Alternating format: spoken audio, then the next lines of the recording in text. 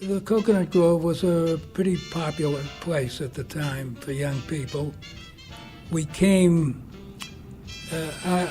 must have been around 8 or 8:30, and we were seated in what was called the terrace. And as you entered the Grove, to the left was the check room and a flight of stairs going down to the Melody Lounge.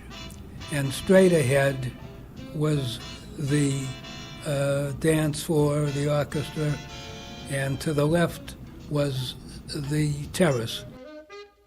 We rode around for a while, and then it was about 7:30 when we went for dinner. It was packed with people, and I can remember we had to leave our coats in a coat room. I remember the coat room was to the side somewhere, and I remember I had a jacket that I loved and never saw it after that. So, but then Freddie and I wanted to dance, and there was the dance band. So we went down and were dancing, and of course the ceiling of the dance floor was all blue cloth. Well, at the time of the fire, like I say, the place was jammed. I normally would have gone out on a night where it wasn't so crowded. I would have gone down to the Melody Lounge, but that was my favorite place. It was nice, quiet, piano player, a woman singing, telling jokes, constant entertainment down below, and a lot of action down there. That night, I was in the dressing room. I heard a rumbling, a kind of a sensation of vibration. I said, what the hell is this? So of course I got up, went down, opened the door, got up the head of the stairs and looked down, and I could see this crowd of people jamming. I thought it was a free-for-all because the Boston College was there. I think there was a football game, Boston College and Holy Cross, I think, and there was a rivalry, and I guess one of the teams, the winners were there. So of course I figured there might have been a fight going on.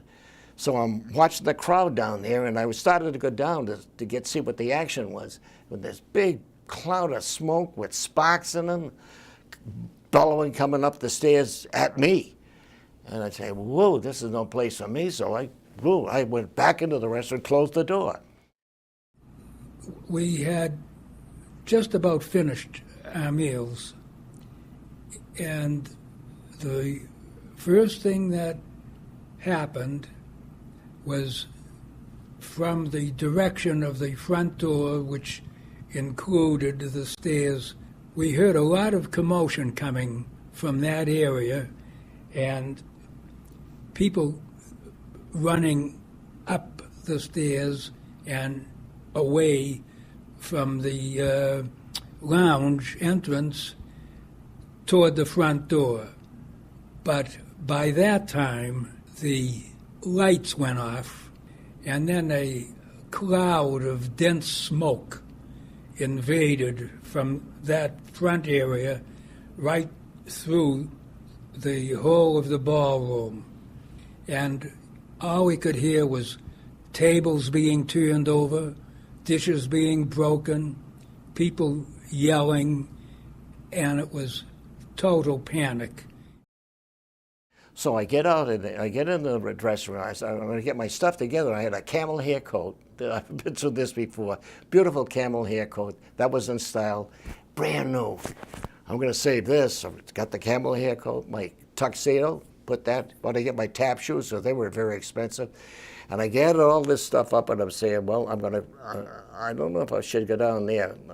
And I thought of the roof, but I thought maybe I'd go back down because it seemed like the people were going out. They were getting out down below. When all of a sudden this guy come charging through the door, like a madman, and he's running through the dressing room. And I've got all my stuff in my hands, right? And he goes through this plate glass window like this.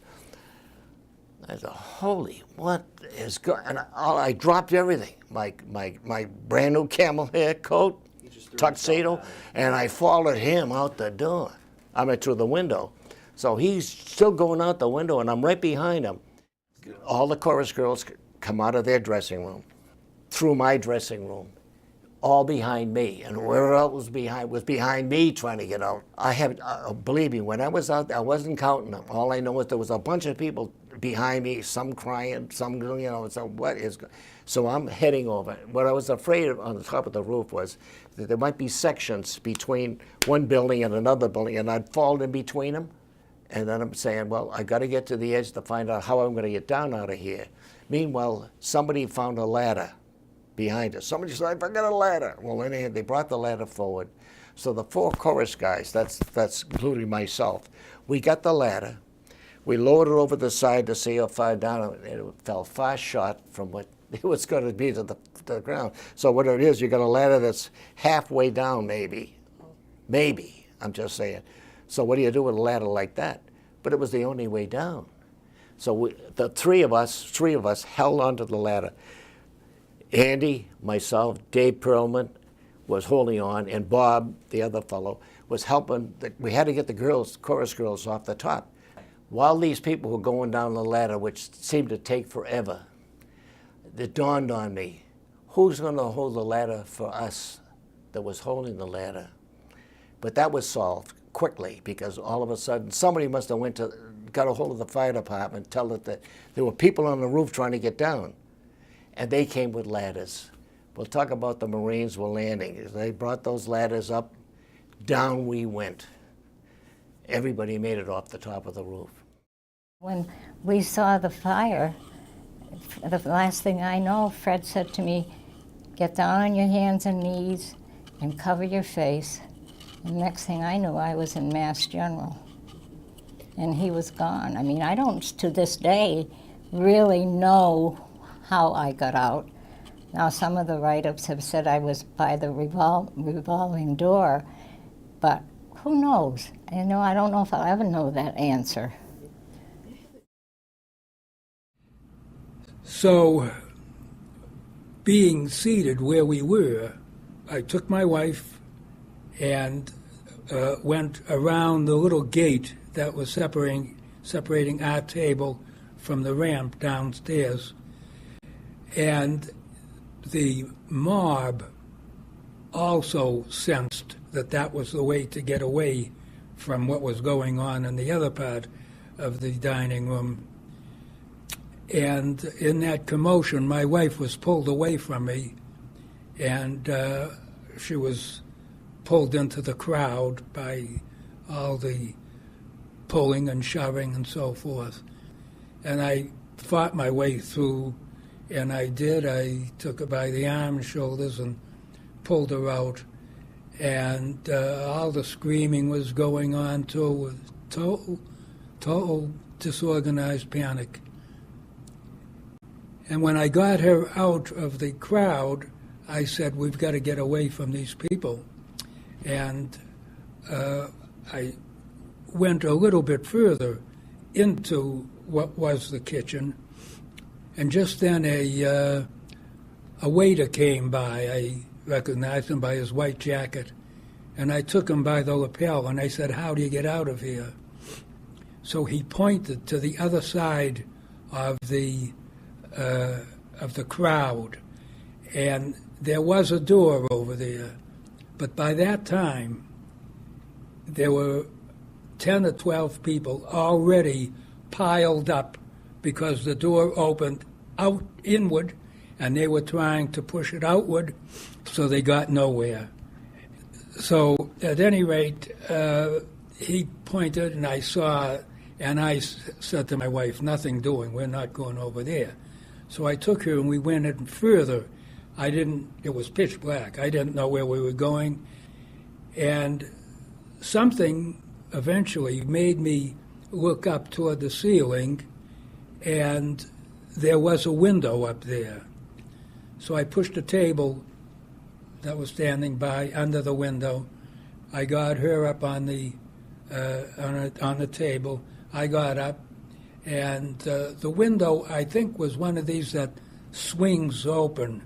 And I think I pushed it out and helped her out through the window, and I followed her out. And we found ourselves in an alley between the restaurant and I think it was an apartment building right next door on Piedmont Street. But it seems like yesterday at times, and then it seems like something you never forget, and there are things that still bother me. I can't be in a crowd and get people pushing me, and if I'm out somewhere, staying at a hotel or a motel, I have to be near the door.